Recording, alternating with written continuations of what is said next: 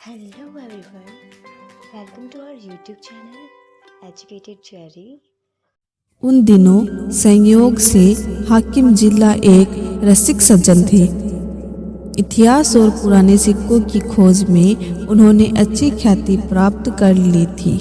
ईश्वर जाने दफ्तर के सूखे कामों से उन्हें ऐतिहासिक छानबीन के लिए कैसे समय मिल जाता था।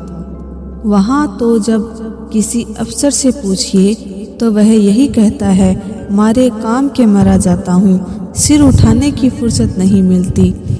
शायद शिकार और शेर भी उनके काम में शामिल है।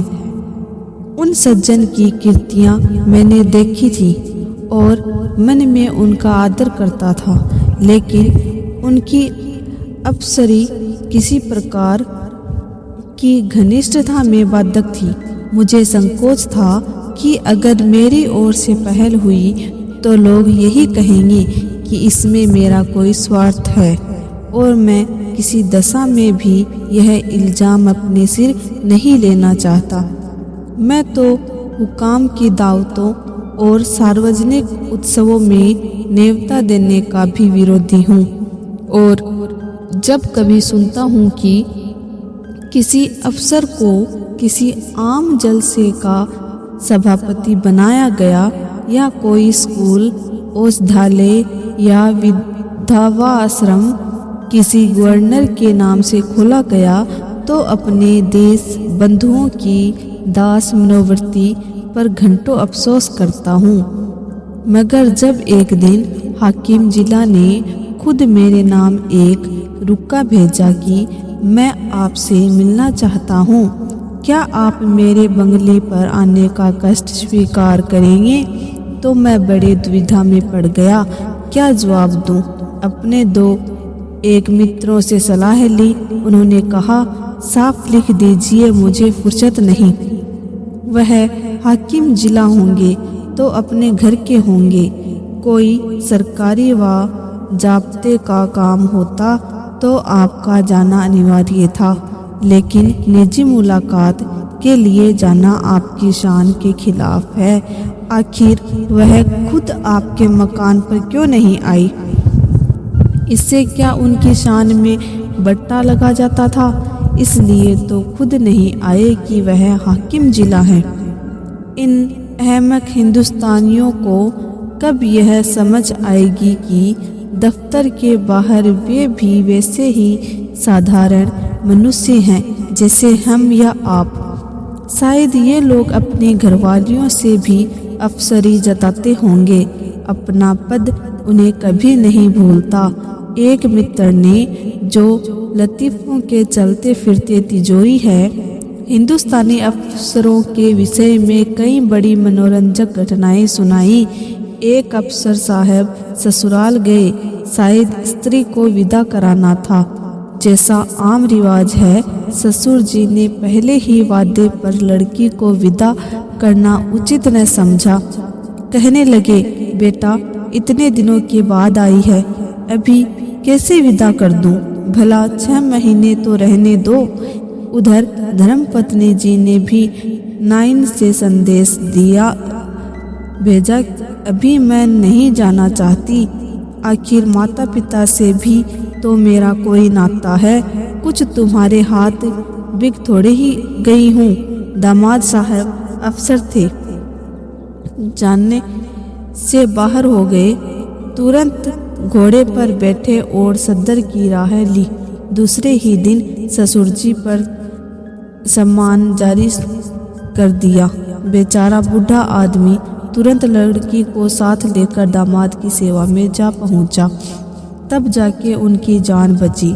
ये लोग ऐसे मिथ्याभिमानी होते हैं, और फिर तुम्हें हाकिम जिला से लेना ही क्या है? अगर तुम कोई विद्रोहात्मक गल्प व लेख लिखोगे तो फौरन गिरफ्तार कर लिए जाओगे। हाकिम जिला जरा भी मुरोवत न करेंगे, कह देंगे यह गवर्नमेंट का हुक्म है। मैं क्या करूं? अपने लड़के के लिए कानून गोई या नायब तहसीलदारी की लालसा तुम्हें है नहीं, व्यर्थ क्यों दौड़े जाओ। लेकिन मुझे मित्रों की यह सलाह पसंद न आई। एक भला आदमी जब निमंत्रण देता है तो केवल इसलिए अस्वीकार कर देना कि हाकिम जिला ने भेजा है, मुटमर्दी है। बेशक हाकिम साहब मेरे घर आ जाते तो उनकी शान कम न होती।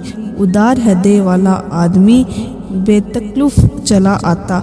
लेकिन भाई, जिले के अफसरों बड़ी चीज है और एक उपन्यासकार की हस्ती है। क्या है इंग्लैंड या अमेरिका में गल्प लेखकों और उपन्यासकारों की मेज पर निमंत्रित होने में प्रधानमंत्री भी अपना गौरव समझेगा।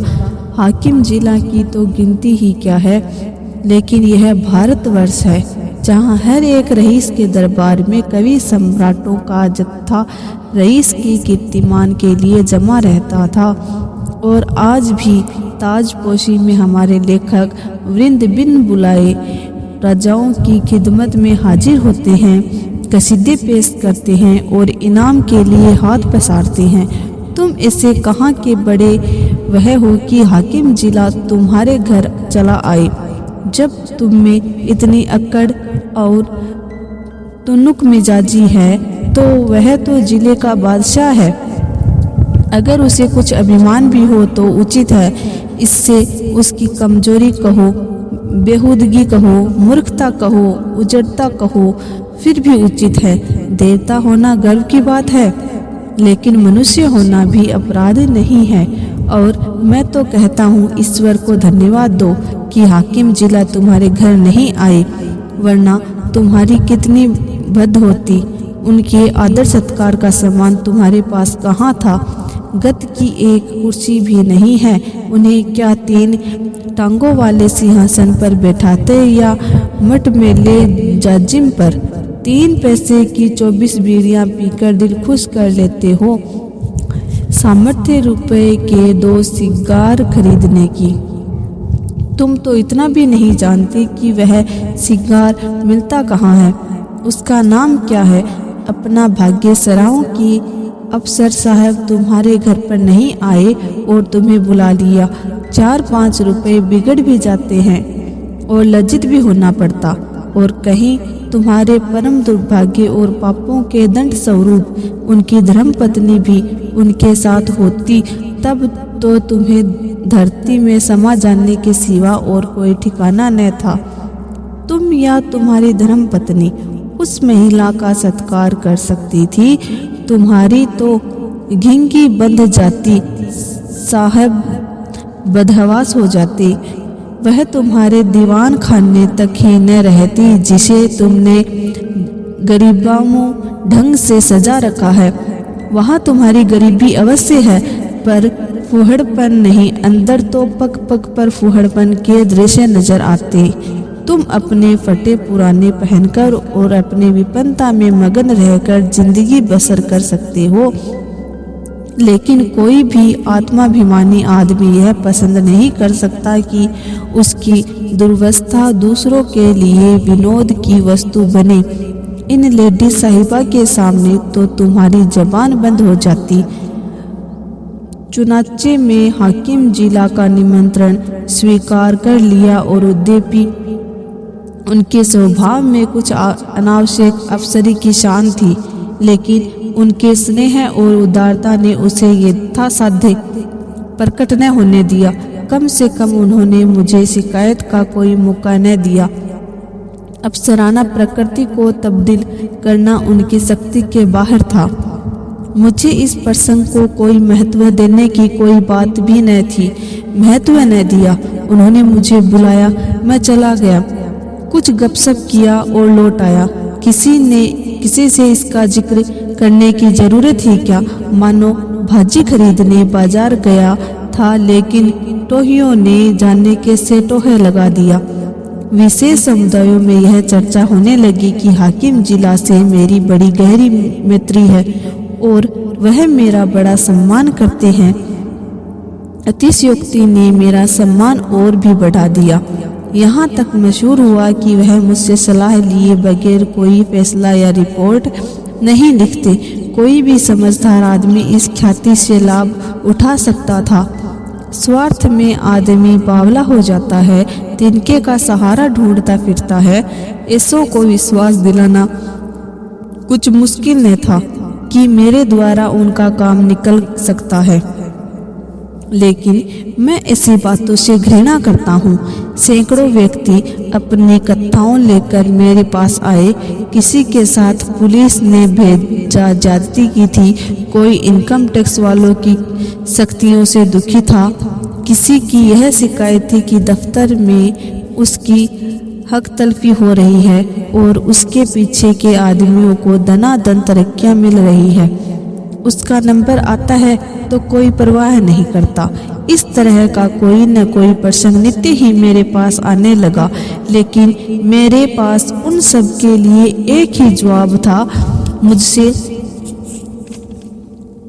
कोई मतलब नहीं।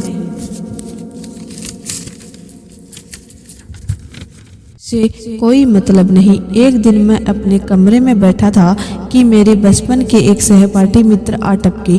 हम दोनों एक ही मकतब में पढ़ने जाया करते थे। कोई 45 साल की पुरानी बात है। मेरी उम्र 19 साल से अधिक न थी, वह भी लगभग इसी उम्र के रहे होंगे, लेकिन मुझसे कहीं बलवान और हष्ट पुष्ट। मैं जहीन था, वह नीरे कोदन। मौलवी साहब उनसे हार गए थे और उनके सबक पढ़ाने का भार मुझ पर डाल दिया था। अपने से दुगुने व्यक्ति को पढ़ाना मैं अपने लिए गौरव की बात समझता था और खूब मन लगाकर पढ़ाता। फल यह हुआ कि मौलवी साहब की छड़ी जहाँ असफल रही, वहाँ मेरा प्रेम सफल हो गया। बलदेव चल निकला, खाली बारी तक जा पहुंचा, मगर इस बीच में मौलवी साहब का स्वर्गवास हो गया और वह शाखा टूट गई। उनके छात्र भी इधर उधर हो गए। तब से बलदेव को केवल मैंने 2-3 बार रास्ते में देखा। मैं अब भी वही सींगिया पहलवान हूँ और वह अब भी वही भीमकाई। राम राम हुई, क्षेम कुशल पूछा और अपनी अपनी राह चले। ये मैंने उनसे हाथ मिलाते हुए कहा, आओ भाई बलदेव, मजे में तो हो, कैसे याद किया, क्या करते हो आजकल? बलदेव ने व्यथित कंठ से कहा, जिंदगी के दिन पूरे कर रहे हैं भाई, और क्या। तुमसे मिलने के बहुत दिनों से इच्छा थी। याद करो वह मकतब वाली बात, जब तुम मुझे पढ़ाया करते थे। तुम्हारी बदौलत 4 अक्षर पढ़ गया और अपनी जिम्मेदारी का काम संभाल लेता हूँ, नहीं तो मूर्ख ही बना रहता। तुम मेरे गुरु हो भाई, सच कहता हूँ, मुझ जैसे गधों को पढ़ाना तुम्हारा ही काम था। न जाने क्या बात थी कि मौलवी साहब से सबक पढ़कर अपनी जगह पर आया नहीं कि बिल्कुल साफ। तुम जो पढ़ाते थे वह बिना याद के ही याद हो जाता था। तुम तब भी बड़े जहीन थे। यह कहकर उन्होंने मुझे सगर्व नेत्रों से देखा। मैं बचपन के साथियों को देखकर फूल उठता हूँ। सज्जल नेत्र होकर बोला, मैं तो जब तुम्हें देखता हूँ तो यही जी में आता है कि दौड़कर तुम्हारे गले लिपट जाऊं। 45 वर्ष का युग मानो बिल्कुल गायब हो जाता है। वह मकतब आंखों के सामने फिरने लगता है और बचपन सारी मनोहरताओं के साथ ताजा हो जाता है। बलदेव ने भी द्रवित कंठ से उत्तर दिया, मैंने तो भाई तुम्हें सदैव अपना इष्ट देव समझा है। जब तुम्हें देखता हूँ तो छाती गज भर की हो जाती है कि वह मेरा बचपन का संगी जा रहा है, जो समय आ पड़ने पर कभी दगा न देगा। तुम्हारी बड़ाई सुन सुनकर मन ही मन प्रसन्न हो जाता हूँ। लेकिन यह बताओ, क्या तुम्हें खाना नहीं मिलता? कुछ खाते पीते क्यों नहीं? सूखते क्यों जाते हो? घी न मिलता हो तो 2-4 कनस्तर भिजवा दूं। अब तुम भी बूढ़े हुए खूब डटकर खाया करो।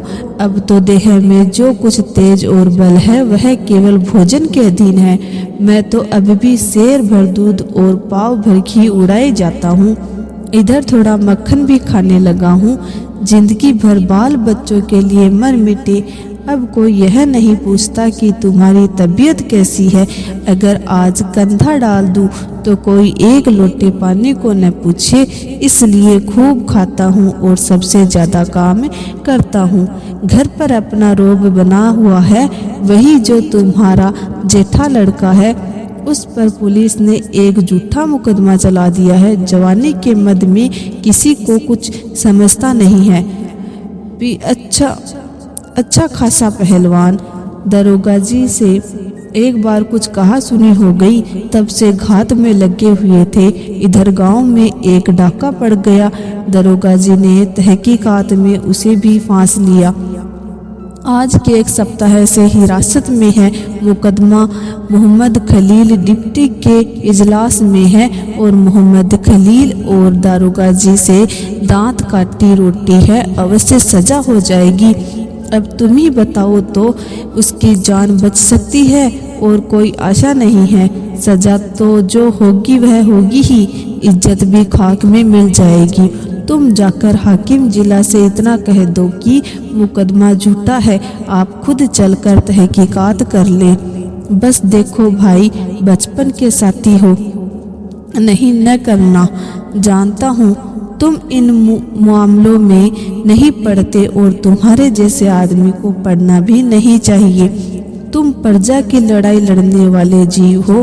तुम्हें सरकार के आदमियों से मेलजोल बढ़ाना उचित नहीं तो जनता की नज़रों से गिर जाओगे। लेकिन यह घर का मामला है, इतना समझ लो कि मामला बिल्कुल झूठ न होता तो मैं कभी तुम्हारे पास न आता। लड़के की माँ रो रो कर जान दिए डालती है। बहू ने दाना पीना छोड़ रखा है। 7 दिन से घर में चूल्हा नहीं जला। मैं तो थोड़ा सा दूध पी लेता हूँ, लेकिन दोनों सास बहू तो निराहार पड़ी हुई है। अगर बच्चा को सजा हो गई तो दोनों मर जाएंगी। मैंने यही कहकर उन्हें ढांढस दिया है कि जब तक हमारा छोटा भाई सलामत है कोई हमारा बाल बांका नहीं कर सकता।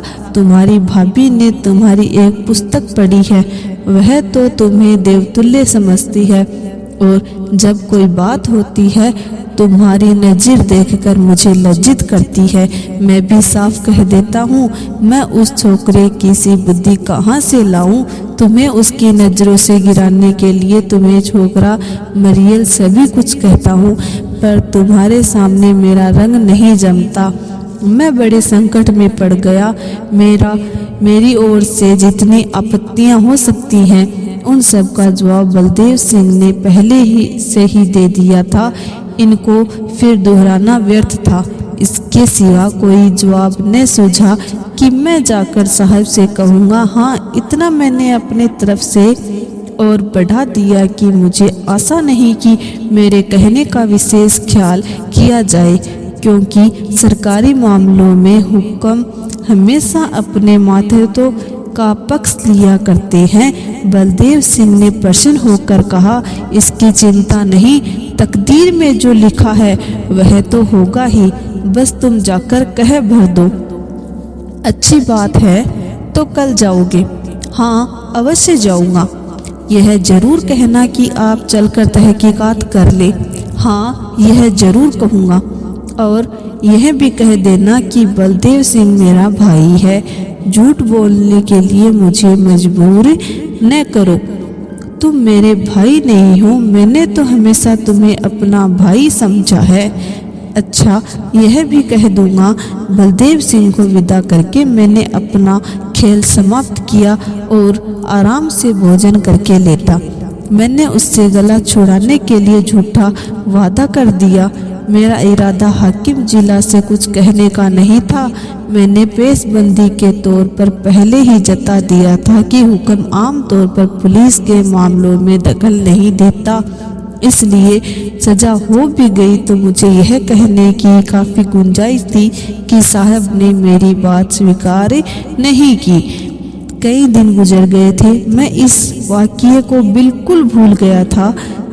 सहसा एक दिन बलदेव सिंह अपने पहलवान बेटे के साथ मेरे कमरे में दाखिल हुए। बेटे ने मेरे चरणों पर सिर रख दिया और अदब से एक किनारे खड़ा। हो गया। बलदेव सिंह बोले, बिल्कुल बरी हो गया भैया। साहब ने दरोगा को बुलाकर खूब डांटा कि तुम भले आदमियों को सताते और बदनाम करते हो। अगर फिर ऐसा झूठा मुकदमा लाए तो मैं बर्खास्त कर दिए जाओगे। दरोगा जी बहुत झेंपे। मैंने उन्हें झुककर सलाम किया। बच्चा पर घड़ों पानी पड़ गया। यह तुम्हारी सिफारिश का चमत्कार है भाईजान। अगर तुमने मदद न की होती तो हम तबाह हो गए थे। यह समझ लो कि तुमने 4 प्राणियों की जान बचा ली। मैं तुम्हारे पास बहुत डरते डरते आया था। लोगों ने कहा था कि उनके पास नाहक जाते हो। वह बड़ा बेमुरौवत आदमी है। उसकी जात से किसी का उपकार नहीं हो सकता। आदमी वह है जो दूसरों का हित करे। वह क्या आदमी जो किसी की कुछ सुने ही नहीं। लेकिन भाईजान, मैंने किसी की बात न मानी। मेरे दिल में मेरा राम बैठा कह रहा था, तुम चाहे कितने ही रूखे और बेलाग हो, लेकिन मुझ पर अवश्य दया करोगे। यह कहकर बलदेव सिंह ने अपने बेटे को इशारा किया। वह बाहर गया और एक बड़ा सा गट्ठर उठा लाया जिसमें भांति भांति की देहाती सौगातें बंधी हुई थी। हालांकि मैं बराबर कहे जाता था, तुम ये चीजें नाहक लाए, इनकी क्या जरूरत थी। कितने गंवार हो, आखिर तो ठहरे देहाती। मैंने कुछ नहीं कहा। मैं तो साहब के पास गया भी नहीं, लेकिन कौन सुनता है। खोया, दही, मटर की फलियां, अमावट, ताजा गुड़ और जाने क्या क्या आ गया। मैंने कहने को तो एक तरह से कह दिया। मैं साहब के पास गया ही नहीं। जो कुछ हुआ खुद हुआ, मेरा कोई एहसान नहीं है। लेकिन उसका मतलब यह निकला कि मैं केवल नम्रता से और सौगातों को लौटा देने का कोई बहाना ढूंढने के लिए ऐसा कह रहा हूँ। मुझे इतनी हिम्मत न हुई कि मैं इस बात का विश्वास दिलाता। इसका जो अर्थ निकला गया वही मैं चाहता था। मुफ्त का एहसान छोड़ने का जी न चाहता था। अंत में जब मैंने जोर देकर कहा कि किसी से इस बात का जिक्र न करना, नहीं तो मेरे पास फरियादों का मेला लग जाएगा, तो मानो मैंने स्वीकार कर लिया कि मैंने सिफारिश की और जोरों से की।